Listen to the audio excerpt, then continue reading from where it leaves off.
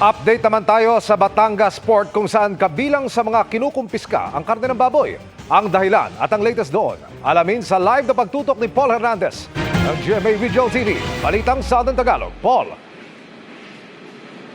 Emil, ngayong Miyerkules Santo na ang peak ng mga pasahero dito sa Batangas Port. Sa ngayon ay wala pa namang anunsyo ng cancellation o fully book ng mga biyahe ng mga barko. Mahaba ang pila ng mga sasakyang sasampa sa Roro sa labas ng Batangas Port kaninang umaga. Pagpasok sa passenger terminal building, pila rin ang mga pasahero. Kaya tamang nag-online booking na si Aaron para sa summer pasyal nila sa Puerto Galera. Expected na po na marami po talagang uuwi sa kanilang probinsya, kaya po, yes po, mag-walk-in. Kaya mas okay po na mag-online booking po para less hassle po. Ngayong Miyerkules Santo ang huling araw ng pasok o trabaho ng mga empleyado. Baga-bagahe pa rin ang bitbit ng maraming magbabakasyon. Pero si Francis natuto na raw sa mga nagdaang biyahe niya, kaya isang backpack lang ang dala pa Pinamalayan, Oriental, Mindoro.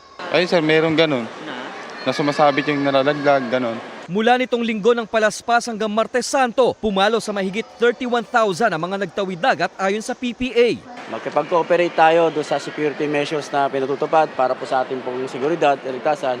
At sinisiguro naman ng pamunuan ng Philippine Ports Authority na magiging maaluan ang inyong karanasan. Nakakakumpiska pa rin ng hilaw na karne sa pantalan na mahigpit na ipinagbabawal, kasama ang mga patalim at combustible items.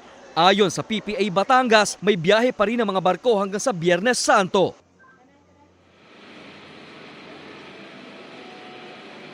Emil, hanggang ngayong gabi ay inaasahan pa yung pagbuhos ng mga pasahero dito sa pantalan.